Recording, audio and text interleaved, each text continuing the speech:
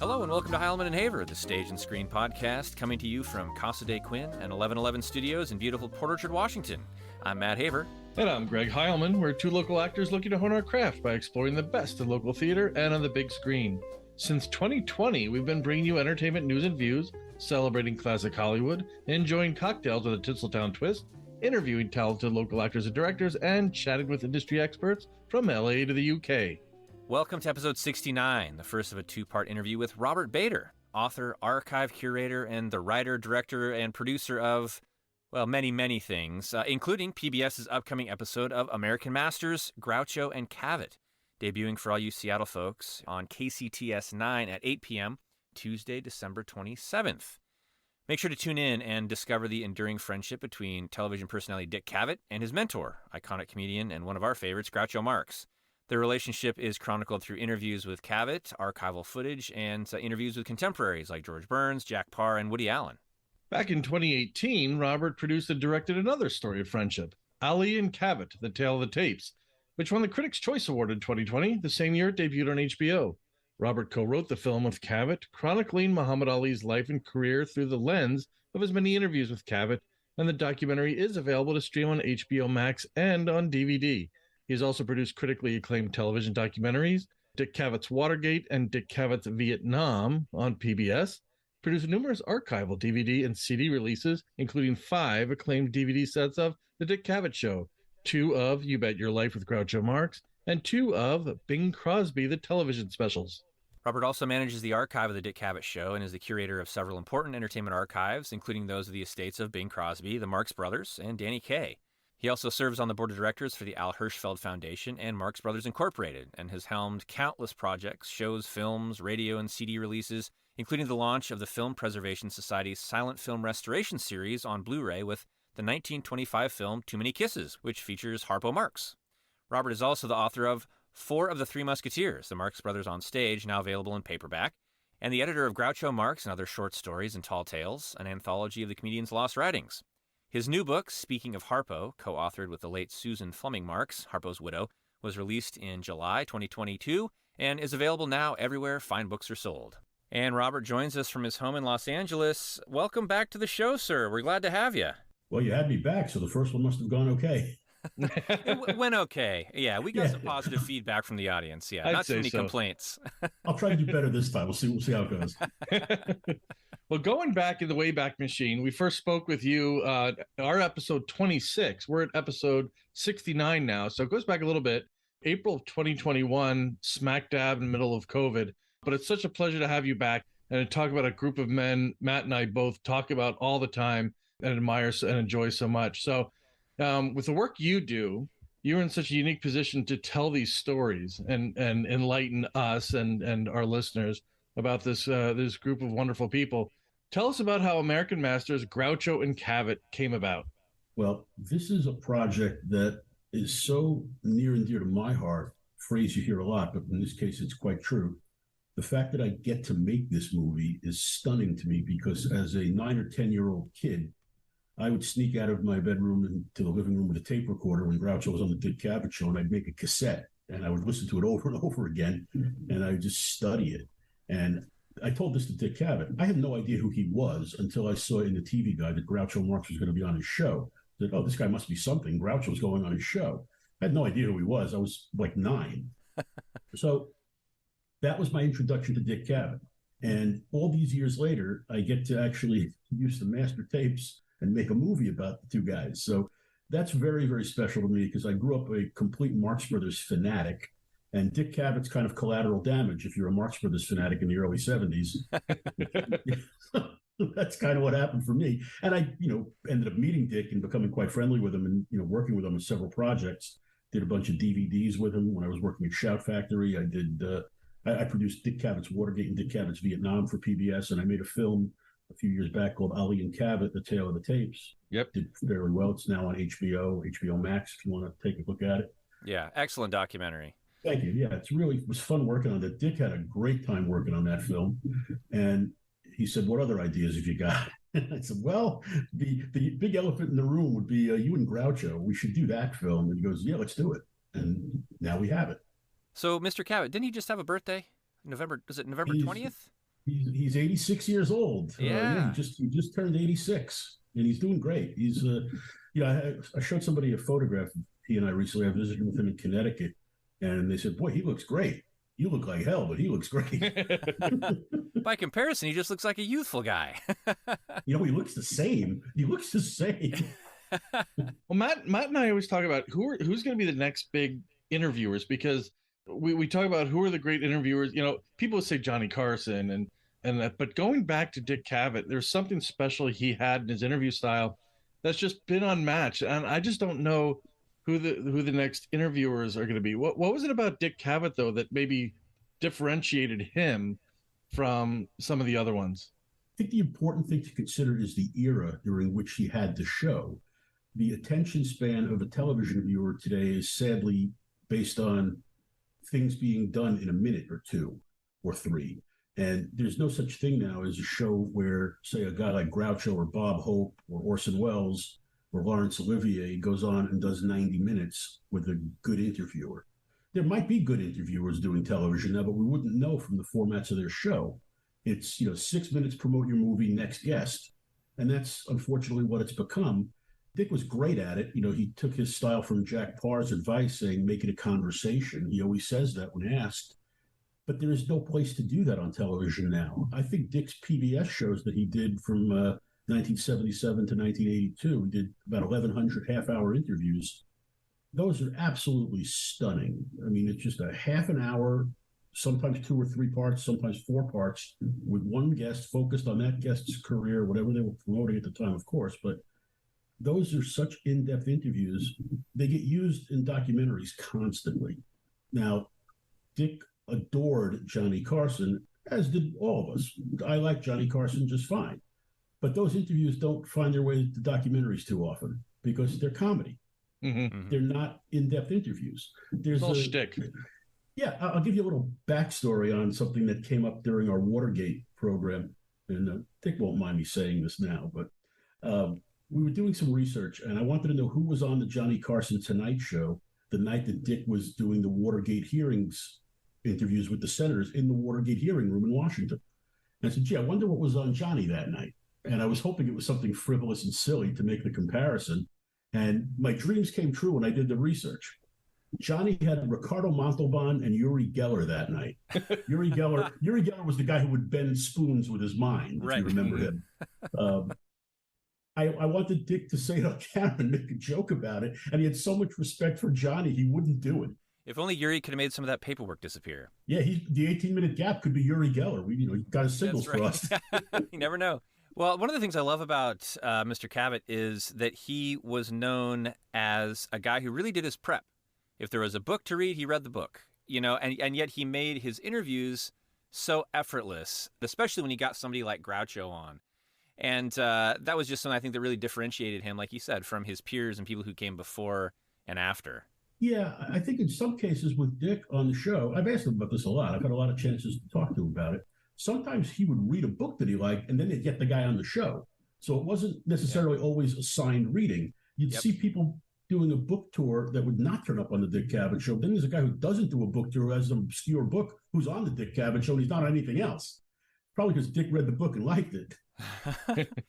From a producer standpoint, you're an accomplished documentary maker. When you're undertaking a project of this magnitude, featuring 2 such universally beloved characters like Dick and Groucho, how do you begin? Do you start, because you also wrote this program, do you start with an outline? Do you write the script? Do you take the interviews that you have that you want to include? Can you take us kind of through your process, kind of the Cliff Notes version? Yeah, the Groucho one was different than anything else I've ever done. I'm not that accomplished. I haven't made that many of these things. I spent 25 years as an editor doing them for other people. And I decided to start doing them for myself, several years ago. So I've done a handful. But what I really found different about this one was I was so familiar with Groucho's appearances on the Dick Cavett Show because I had access to them. I'd seen them numerous times. I'd done those DVD sets. And there was a story there that was beyond what they said on camera. There was a friendship and a love there. And I needed Dick to enlighten me a little bit about that in his interview. And I made a decision early on. Now, I could have gone and gotten 6 or 7 other people and interviewed them and just stuck them all through the film, which most people do. And, on the Ali film, I had 9 interviews in that film. I went and got some interesting people who could really comment on the time and had valuable context for that story. And I also had to balance that film because there was some controversial stuff in it. I had people who were looking at the film as distributors tell me, I can't have that film if you have the stuff about brain injuries, and I don't want the Nation of Islam in the film. And I just said, no, I'm going to have all that stuff in the film. This film had none of that. I didn't need to have any other voices for context. I used a few clips from other interviews on the Cavett Show because they were fun to use and they made sense. But this was Dick's story of his life with Groucho, and it didn't need that. So I really was able to get into Dick's head a little bit. And the stuff that really moves me in the film is when he talks about Groucho's friends pulling him aside and saying, he really loves you. And Dick would get emotional and say, oh my God, I'm just going to cry. That was, to me, the really interesting part of this. Is an interesting notion of the film. One of the people at PBS referred to it as an oddball kind of a buddy picture, which it really is. It's this incredible age difference, but these guys are almost like contemporaries. And I love the story of Groucho mentoring him when he was a young comic, when he was trying to move from being a comedy writer to being a stand-up comedian. And Groucho sees him on TV and sends him a note with some tips. I mean, that's just a phenomenal story to me, knowing both of these guys and who they are and what they ended up doing. And Groucho just cared about the guy. He didn't have the greatest relationship with his kids. Groucho had a lot of ups and downs with his children, but he had this incredible love for Dick Cavett. And not very many other people in that position could say that. Groucho knew a lot of young people. He hung out with a lot of comics and young actors, but his relationship with Dick Cavett, it's hard to describe. I think the film captures it in Dick's words. But that, to me, was the real interesting part of the story. Of course, it's a lot of fun to go through those shows and put together the best of it. You asked about the process and how I started. My first rough cut, when I laid out all the parts I wanted to use, was 2 hours and 50 minutes. So it's like, let me just tell you, ain't nobody buying that film.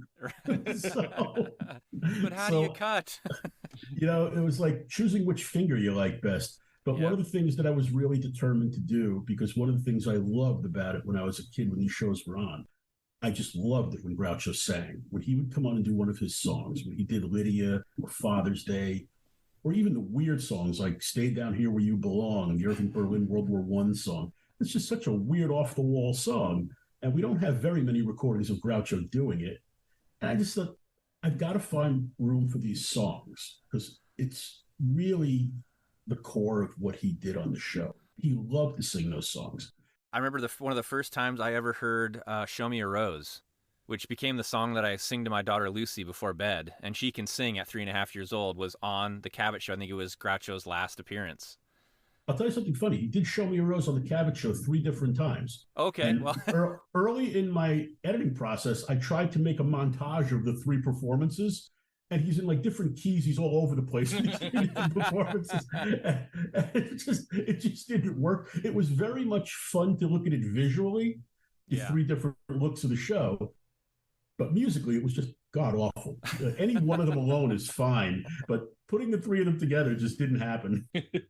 Well, you talk about their relationship, and they almost seem an outward appearances as, the original odd couple, right? Dick Cavett and Groucho Marx, much is the same way when you look at Ali and Cavett. You wouldn't think that they would have a relationship or be able to get along as well as they did.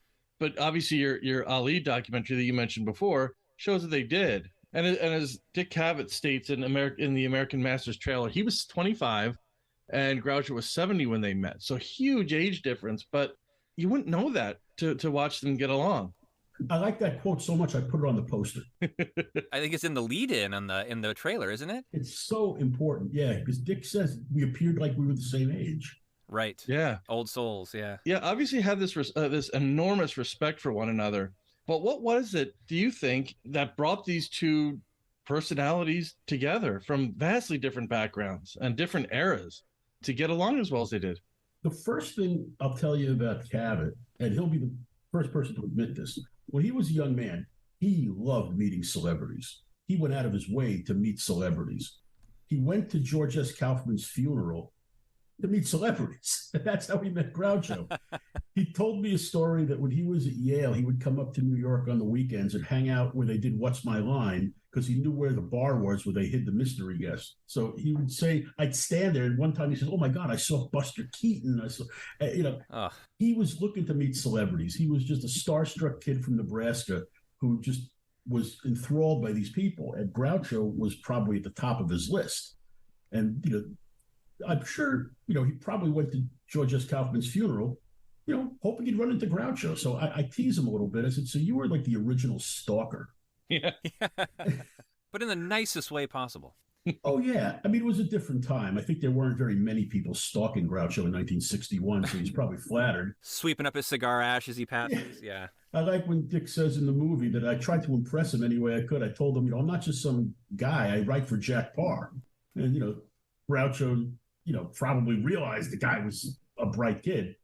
But it just strikes me as funny that he met him that way. I think it's so cute, he tells it well in the film, so I won't spoil it.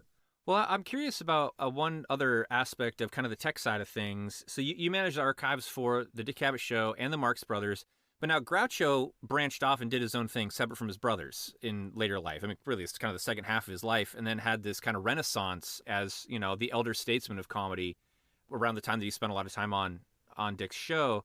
Did you have to seek out any material from other archives of Groucho? And what's the process like? And maybe when you get requests, what's that process like? Well, yeah, there are a couple of clips from outside sources in this film. I have relationships with a lot of the licensing agencies that do this stuff, and I have obviously licensed a lot of material from different archives. I also represent Bing Crosby and Danny Kaye, and the Bing Crosby archive is fairly massive, includes a lot of stuff that isn't even Bing Crosby. So I do a lot of licensing work. Mm-hmm. For my own films, I license material. The Ali film has tons of outside licensed material. So, a lot of it's from the Cavett Show, obviously, but there's a lot of newsreel footage and stock footage. There's a handful of things in this film that came from outside sources, but not much, because the beauty of these films is the bulk of it, and the reason we're here is because it's the Dick Cavett Show. Right. We've turned the Dick Cavett Show now into 2 television specials and 2 feature films recently, since 2014. So, I want to keep doing that. I want to try and figure out some more, because I love working with Dick. I love working with the archive. But the passion project for me was Groucho. I'm surprised that I did Ali first, but I think in thinking back on it, we started talking about Ali when Ali was very much still alive and with us. And one of our dreams was to have Dick visit with Ali and sit with him, even though Ali was obviously unable to speak at that time. The plan was we were going to just sit them down on a couch and have them looking at a TV monitor, watching an old Dick Cavett Show with Muhammad Ali. And we were in contact with Mrs. Ali, and she was okay with it, but our timing wasn't good. He wasn't well. It was near the end. In fact, we were in the middle of making the film when Ali died, and Dick and I attended Ali's memorial in Louisville. And there's a very funny picture that went out over the wire services of the VIP section, and you see Lennox Lewis and Mike Tyson and Will Smith and me and Cavett. And people are saying, who's that guy with Dick Cavett? He's not famous. He's a bodyguard protecting him from all these toughs over here. Yeah, right. I'm going to keep Lennox Lewis and Mike Tyson away from him. Mind your ears. Well, this next question is a little bit inside baseball for us. And, we don't want you to give away too much from the show that's airing on PBS on the 27th. But having worked with Mr. Cavett as manager of the archives and on myriad other projects, were there any stories about Groucho that he told you that were extra special to him, or something that surprised you, something you didn't expect about their relationship? Yeah, and it's in the movie. So I learned a couple of things. I mean, I have a reputation as a guy who knows entirely too much about the Marx Brothers. I get called with some of the most ridiculous questions, and sometimes I can't possibly answer them, but people think I can. New paperback version of your book out, right? Yeah, For the Three Musketeers, the Marx Brothers on Stage has been updated, and it's now out in an updated paperback edition. For people who read the first one and are wondering what's new in it, I'm not going to tell. But I will say that the stage chronology has been updated and expanded, found some new stuff. And a couple of stories have been added to the text of the book, things we didn't know about. I found a couple of people. In fact, the granddaughter of one of the Marx Brothers vaudeville co-stars gave a new story and shed light on some interesting incident that was not in the first edition of the book. Ooh. That's cool. Well, now that's intriguing. Very cool, yeah. I'll just say that it concerns the Three Nightingales. Mm. Okay. Takes us back to 1907-08 to get this story. So that's way back. Yeah. Wow. Yeah. So we got to get the woman's granddaughter to tell us. The daughter was dead. The granddaughter gave us the story. That's just got to be like treasure hunting for you. Oh, it's crazy. Someone apparently, read the book, told her, hey, your grandmother's in this book. Wild. It's a person I tried to find when I was writing the book, and I had the mother's married name spelled wrong from some legal document, and I never found her. Found her after the book was published, so she's in the updated edition. The secret is you found, or the updated stuff is, like you joked off air, you found an extra Marx brother, and he was Dick Cavett, right? He's an extra Marx grandson or something. Yeah, that book has been such a surprise for me. It's a book that I hesitated to write for years because I just wanted to read it. I was hoping someone else would do it. But I had accumulated all this research, and I'm not sure if I'm quite the writer who's up to this task of putting this all together. And it took 8 years once I put pen to paper to actually write that book. And it turned out to be so big. My favorite joke about it is if you don't want to read it, just buy it and use it for bicep curls. Pretty good. It's a big book. It's a big book. Yeah, paperback weighs just a tad less because you don't have the hardcover. So, I'm so incredibly thrilled that it's been successful. It's had about 5 printings. It's got a life of its own now, and people just write to me all the time about it. The book is 6 years old. I'm still getting letters from people who just read it and they can't believe the research and stuff. And I was just trying to put all that research in one place so it would exist in one place. And I tried to turn it into a compelling story, and I think people like it. Really happy about that. Well, and that actually leads us into our next question. The next generation to read those books and to have access to that material. What is it about both Groucho and Dick, known for smart innuendo, sharp candor, jokes that may not fly or land with audiences the way they did back when they were in their heydays, but they still have such a rabid following. And in the case of Groucho, even impersonators, our mutual friend Frank Ferrante. What is it that's still so appealing about their style of comedy, their approach to entertainment, that you think will stick with us into future generations? And maybe what you think that young entertainers can take from these two gentlemen? Interestingly enough, I get asked that question quite a lot. I bet. and I have what I think is the correct answer. And you guys can tell me if you're with me on this. No matter what you do in a comedy, there's a chance it'll become dated, and you don't know if it's going to last long. There are comedies from 10 years ago that no longer work. However, if you decide to make fun of something like governments going to war or college or the opera, that doesn't get old. People always like sticking a pin in the balloon of pomposity, as they say. People always like the idea of saying your government is a bunch of idiots. People love the idea of saying college is ridiculous. This is not going to change. So that's why I think the Marx Brothers continue to resonate. I don't think that's ever going to stop. Now, the other part of that is interesting to tie this together. A guy like Dick Cavett gave Groucho not just a second act, how about a third act? Because if we say the movies was act 1 and You Bet Your Life was act 2, the Dick Cavett Show is really closing the curtain on Groucho's career. Dick likes to say he got the last of Groucho's prime or the last of Groucho's greatness. It's true. There's the old guy in the beret, not really doing much anymore, but he comes on the Cavett Show a handful of times and he just kills it. He's still funny. He's still sharp. He ad-libs and throws Cavett off of his chair laughing. That's still firing on all cylinders, Groucho right there. So the Dick Cavett shows, in a sense, keep him going for another generation or two. And what's really funny to me about it is now Dick is an older guy and people are discovering his stuff. For example, we have the shows running on the Decades channel, and I get letters from people who watch it every night. I have friends who watch it every night. And I'll get a call from someone who goes, oh my God, I just watched Dick interview Laurence Olivier. It's amazing. These people were not alive when that show was on. And people still care about Laurence Olivier. And as a result, they still care about Dick Cavett. The conduit to Dick Cavett is all these fascinating people he spoke with. I don't think there's one show that we've prepared for, an interview we prepared for, that he hasn't run through our minds. Definitely someone that we aspire to, there's that level of conversational interview and giving a topic or a guest, the ability to have a full conversation about what they're passionate about. And, that's something that you saw on that show was not only was Groucho given a forum, but he had a worthy sparring partner. They sharpened each other that way. Well, you guys are sort of doing something in that tradition with what you do, because if this was another kind of show, you would have escorted me off after about 10 minutes, and you'd have a prop comic smashing a watermelon with a mallet right now. That's right. Get the hook for this guy. I pay loving tribute to the late Gallagher there. I was gonna, right. yeah. Well, we are so looking forward to the 27th. The show, as we mentioned in the intro, is debuting on at 8 p.m. on KCTS9 here in the Seattle area. Where is the project going for you next? Now, I know we had to kind of reschedule this interview a few times. You've got some premieres and you're doing some traveling to promote and things like that. Yeah, we had the world premiere of the film in October at the Hamptons International Film Festival on Long Island. Dick was there, I was there, and Alec Baldwin hosted the event and did an interview with Dick and I afterwards.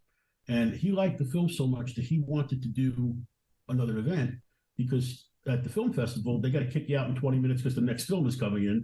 And, Dick and I did the festival circuit for the Ali film, and there was always crazy stuff like that. So at one of the festivals, we did Michael Moore's festival in Traverse City, Michigan. And we did a separate event for 90 minutes where we talked to Michael Moore about Ali and Cavett, which was really cool.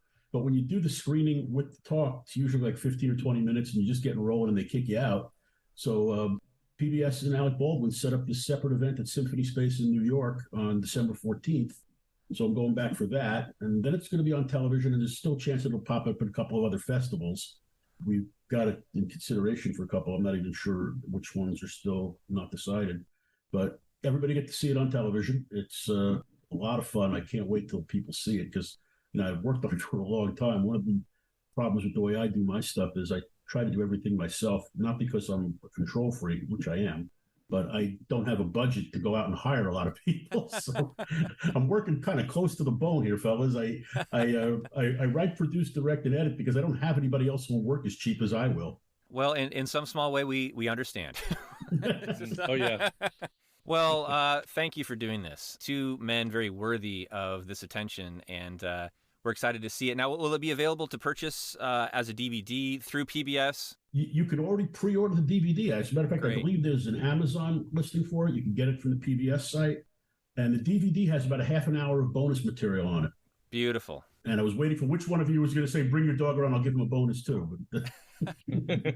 Well, we'll get the trailer linked in the show notes, and then a link to the DVD and also the PBS site so that people can avail themselves of that. That's going to be a fun holiday treat for everybody. Yeah, I'm excited about people finally seeing it. I've been kicking it around for like a long time already, so let's get it out there. Well, thank you again to our guest, Robert Bader. Always a good time. Tune in next week, Friday, December 16th, for the second half of our interview as we explore Robert's new book, Speaking of Harpo, co-authored with the late Susan Fleming Marx, Harpo's widow. And make sure to mark your calendars for Groucho and Cavett, Tuesday, December 27th at 8 p.m. on PBS KCTS9 here in Seattle. And if you enjoyed episode 69, please make sure to follow us and share the podcast with a friend. You can find all the latest on heilmanandhaber.com, along with all of our past episodes, stage reviews, and popular segments like Get to Know a Theater, In the Mix, and behind-the-scenes artist interviews. As always, thank you for supporting local theater and for joining us on Heilman and Haber.